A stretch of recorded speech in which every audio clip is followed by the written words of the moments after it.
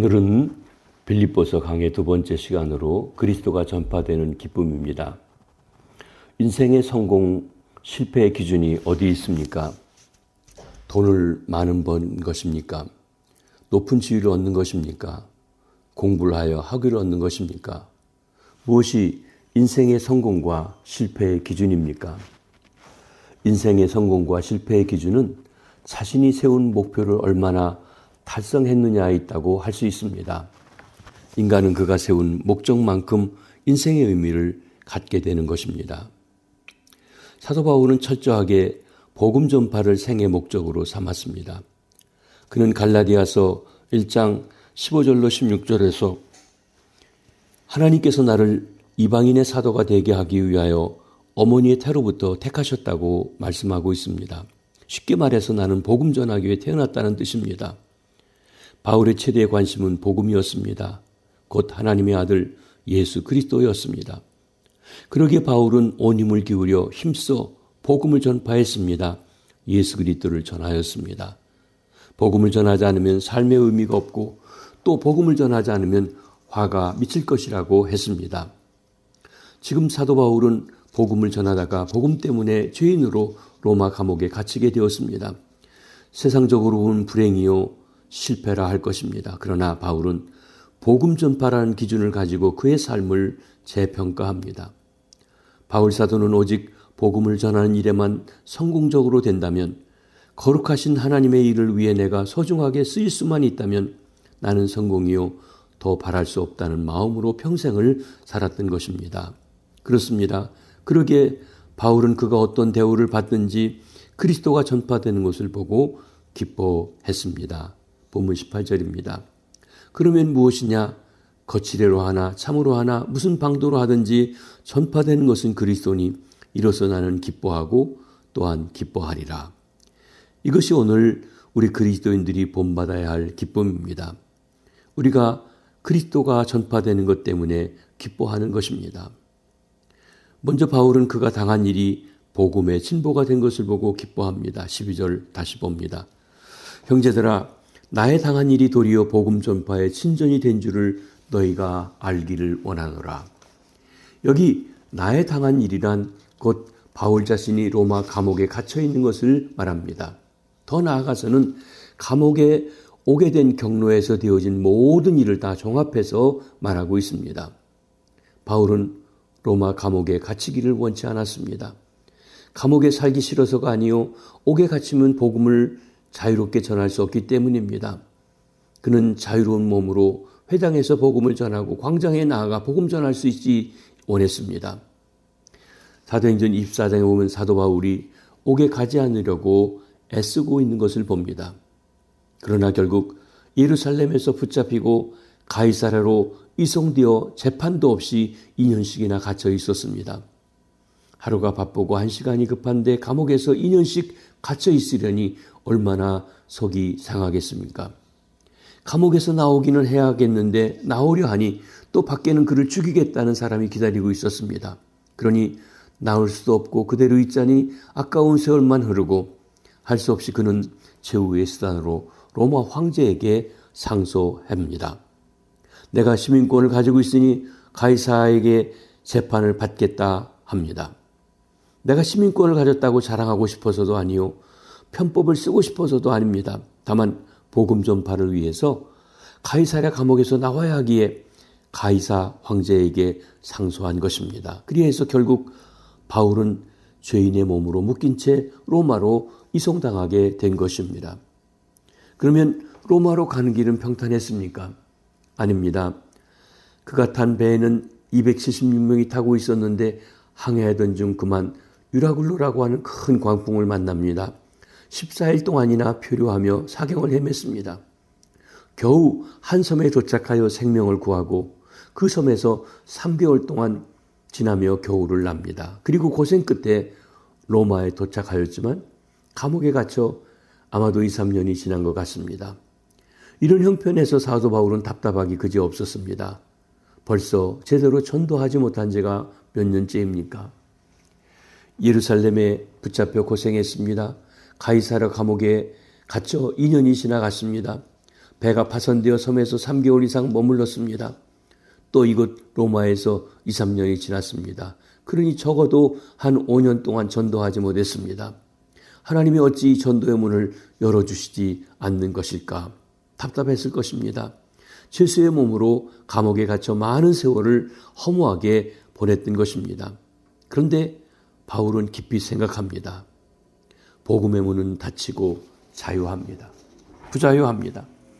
내 행복을 찾아 살겠다는 것도 아니고 인생의 목표로 오직 복음 전도에 두었는데 그 길이 꽉 막힌 지 5년입니다. 그래서 안타까웠지만 이제 사도 바울의 엄청난 고백을 보게 됩니다. 12절입니다. 형제들아, 내가 당한 일이 도리어 복음 전파의 친전이 된 줄 너희가 알기를 원하노라. 놀라운 고백이 아닐 수가 없습니다. 바울이 깨달은 진리가 무엇입니까? 내가 당한 일이 복음의 문을 닫는 사건이 아니요, 오히려 그 문을 새롭게 더욱 활짝 여는 사건이라는 것입니다. 더 귀하게, 더 크게, 더 신비롭게, 더 놀랍게 하나님의 역사가 나의 당한 일을 통하여 나타나고 있다는 뜻입니다. 그러면 어떻게 해서 바울이 묶인 채로 복음을 전할 수 있었습니까? 먼저 그는 복음 때문에 묶여 재판받는 과정에서 왕과 성덕들에게 복음을 전할 수가 있었습니다. 사도행전에 보면 사내들인 공회에서 복음 전합니다. 벨릭스 총독 앞에서, 페스도 총독 앞에서, 아그리빠와 그리고 베니게 앞에서 복음을 전합니다.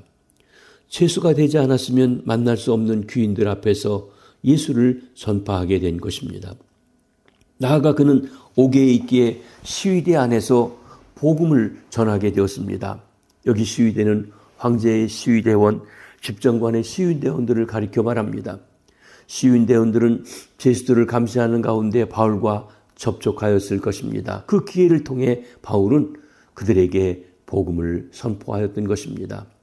시위대 속에 전파된 복음이 온 나라 전체에 퍼져나가는 귀한 역사를 이루게 된 것입니다. 이렇게 고관들에게 복음을 전한 결과 네로 황제의 박해 때에는 네로 황제의 측근에서 이미 그의 삼촌과 친척들이 예수를 믿고 있었습니다. 도미티안 황제 때엔 그의 어머니와 딸들이 예수를 믿고 많은 고관들도 예수님을 믿게 되었습니다. 그 후 불과 300년도 되지 않아 대로마 제국이 기독교를 국교로 선포하는 일이 있게 되었던 것입니다. 이는 무엇보다 AD 60년경 사도 바울이 로마 고관들에게 복음을 전한 것이 그 싹이 났던 것입니다. 그 때문에 기독교화라는 놀라운 일이 이루어질 수 있었던 것입니다. 무슨 방도로 하든지 전파되는 것은 그리스도인이 기뻐합니다. 내가 당한 일, 내가 당한 고난, 내가 당한 실패, 내가 당하는 질병과 연약함, 여기에 하나님의 선교 전략이 있다는 것을 알아야 한다는 것입니다.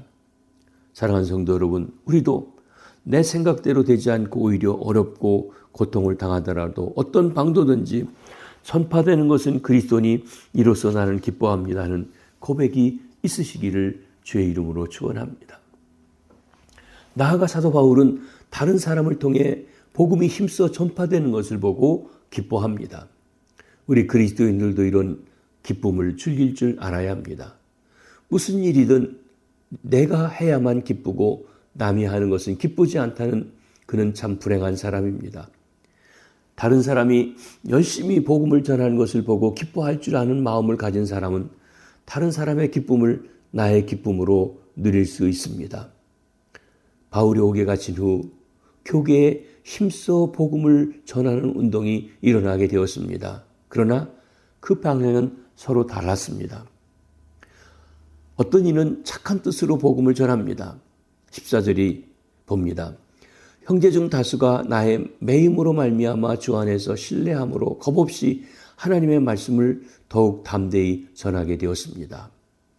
착한 뜻을 가진 어떤 성도들은 복음 전파 때문에 박해가 있고 또 옥에 갇히고 죽을 수도 있지만 복음 전도 때문에 옥에 갇힌 바울을 생각하면서 박해를 두려워하지 않고 더욱 담대히 복음을 전하게 된 것입니다. 바울의 당한 일이 일부 성도들의 마음에 천도의 불을 일으킨 것입니다. 이들을 15절에서는 착한 뜻으로 그리스도를 전파한다고 했고 16절에서는 내가 복음을 변증하기 위해 세우심을 받은 줄 알고 사랑으로 복음 전한다고 했습니다. 즉 이 사람들은 바울이 하나님에 의해 세우심을 받은 자인 줄 깨닫고 바울의 사역에 애착을 가지고 그를 돕는 마음으로 복음 선포 사역에 헌신하였던 것입니다. 바울은 자신이 옥에 갇힌 것이 더 많은 사람들로 하여금 선교 열정을 가지게 되고 그리스도가 전파되는 것을 보고 기뻐했던 것입니다. 그러나 또 다른 방향도 있었습니다. 어떤 이는 투기와 분쟁으로 그리스도를 전파합니다.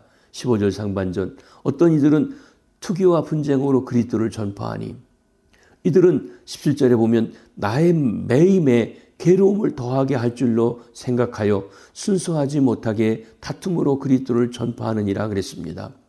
바울을 괴롭게 하려고 복음을 전한다는 것입니다. 질투로 전도한 것입니다. 여기 다툼으로란 말은 라이브 의식으로 시세모로라는 뜻입니다. 우리가 아는 것처럼 사도 바울은 당시 명성 높은 이방인 사도였습니다. 이처럼 모든 사람으로부터 존경받는 바울이 로마로 온다고 합니다. 오기는 왔는데 죄수의 몸으로 왔다는 것입니다. 이제 바울을 시샘하는 자들에게 좋은 기회가 왔다고 생각합니다.